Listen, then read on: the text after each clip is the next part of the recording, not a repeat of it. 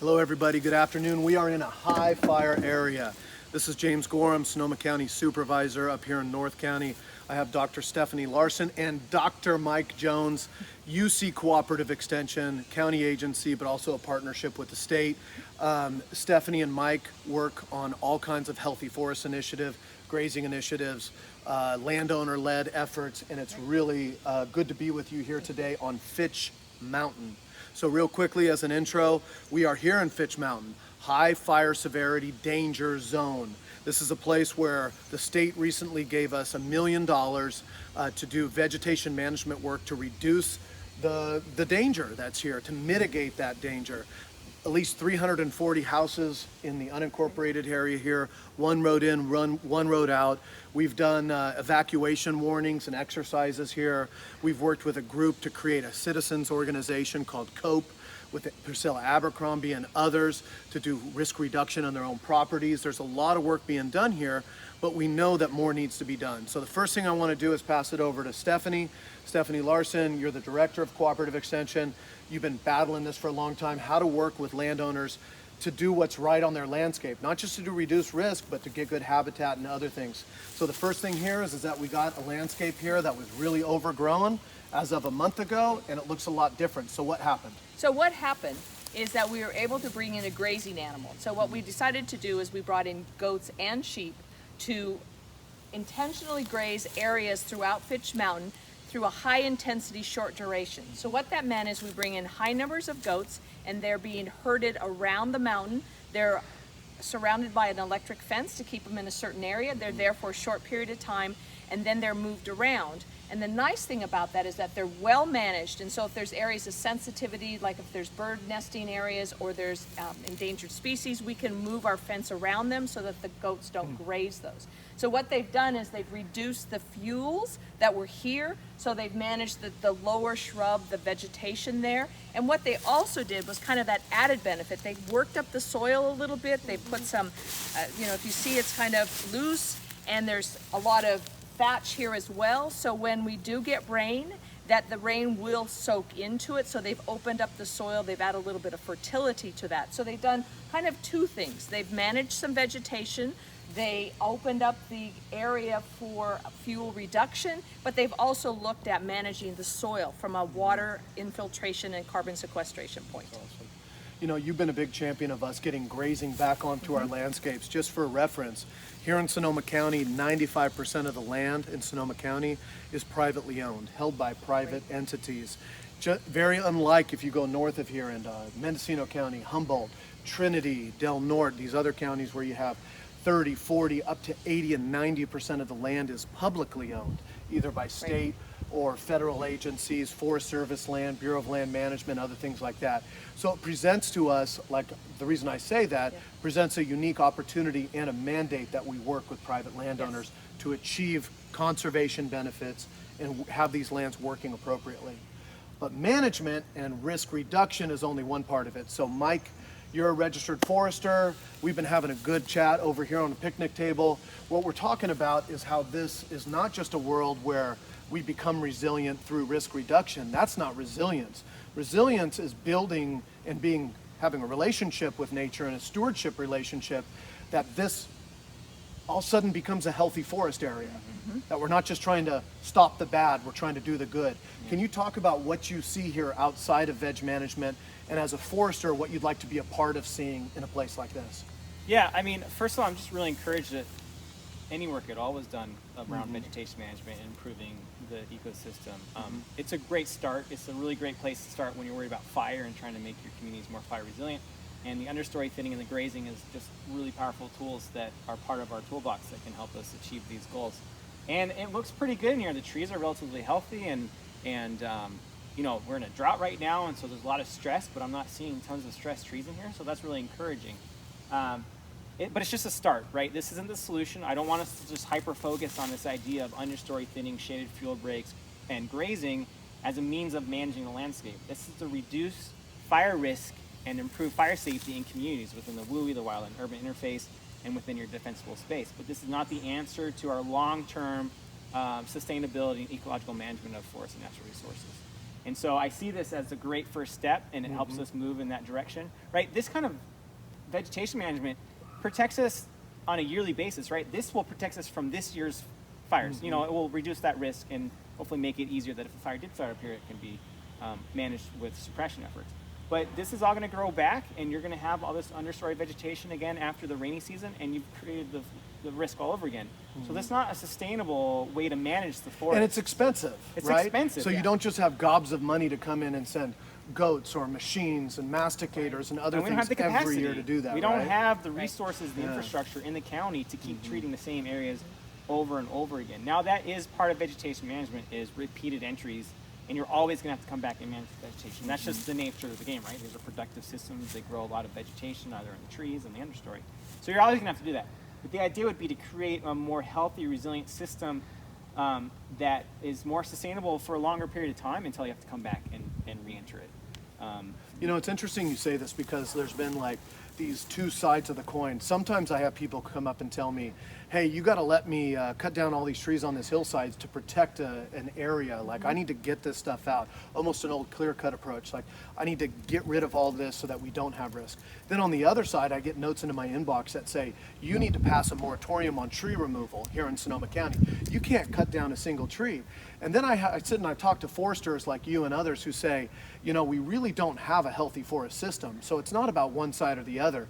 It's about getting the right mix in here. Exactly. It's about having the good heritage trees, having the good shade, having non-competition or things that you've talked about, having like healthy community of trees, just like what we want to have a healthy community wherever we live.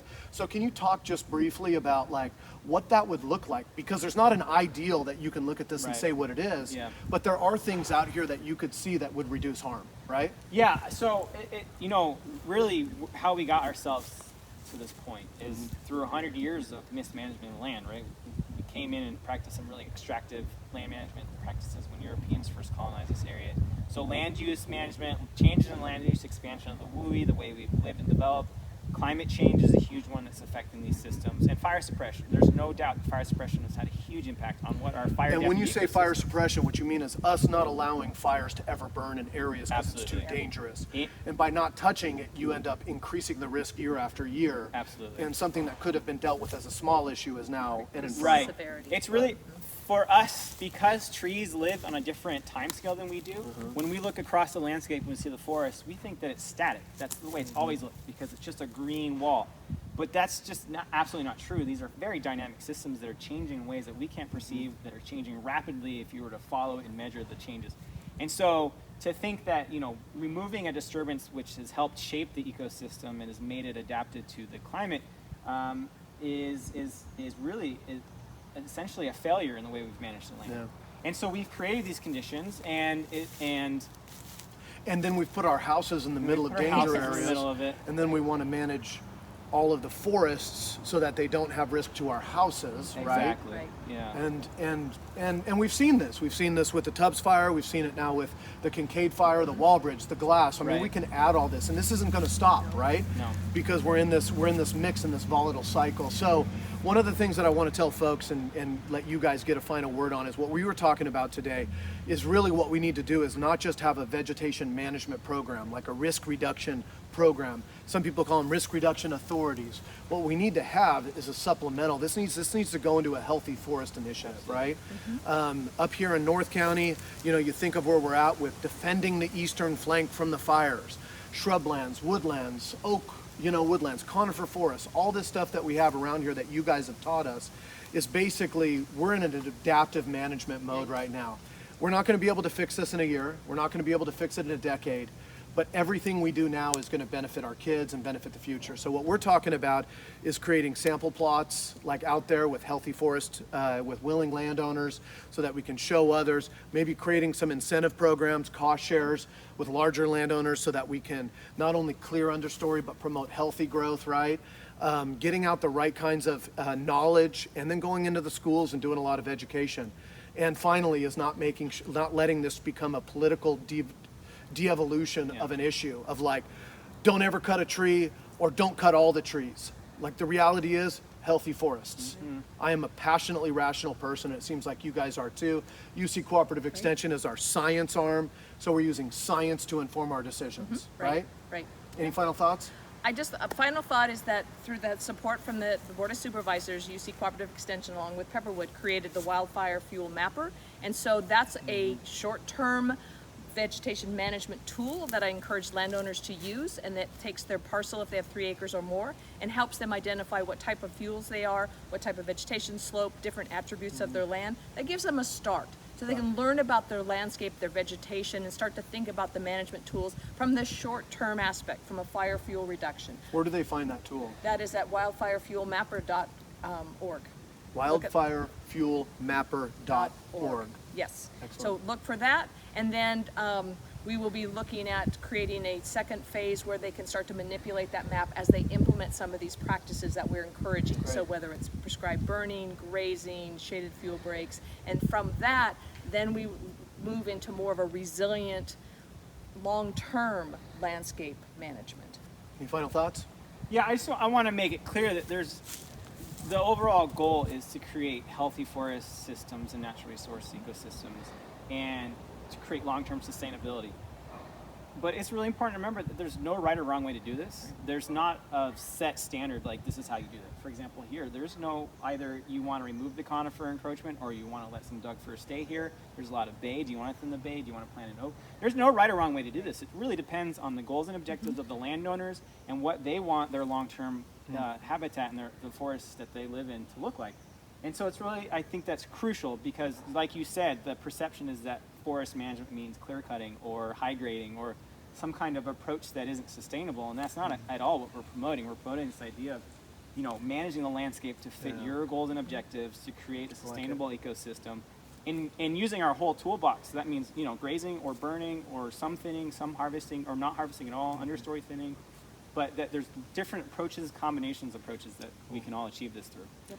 Well, I'll tell you, this is what we need to be doing, and that's what inspires me because, as we say in our world, is all the easy stuff has already been done, right? So now it's about in a way, complex, but getting back to basics. And what you're talking about is just working with your land, not over managing your land and trying to control it, but working with it in stewardship. I'm a self-professed tree hugger, right? Like, I love these trees. I love the heritage trees in our area. And at the same time, I look around and I meet a lot of foresters who tell me, God, what some people see when they drive by, they look at that and they think that's a healthy forest, and it's not. I had one forester who said it looks like a weed garden to me, right? Because we went from clear cutting to and 40 trees per acre to now 1,600 trees per acre, over competition, drought, stuff dying, sudden oak death, invasive species, and it's like, oh, okay, like. And I like the point you say, which is it's not about perfect. And as we learned from our fires and the recovery, is the only real progress in this world is imperfect, relentless progress. So encouraging you to manage your own land, to use the tools that we have available, stay in touch with us with your ideas, but we're also going to look to try and create a healthy forest program that can pull a lot of this together and engage with landowners to do what's right. You can take action if you have a small parcel, but if you have something that's 3 acres plus, then you're really in the game-changing environment where you're not just having trees in your outdoor. You're in a situation where you can really make a difference, not just for you, for your community. And I'd encourage you to reach out to UC Cooperative Extension in Sonoma County, Google them, and check out these folks. So thank you very much. A lot of work to do.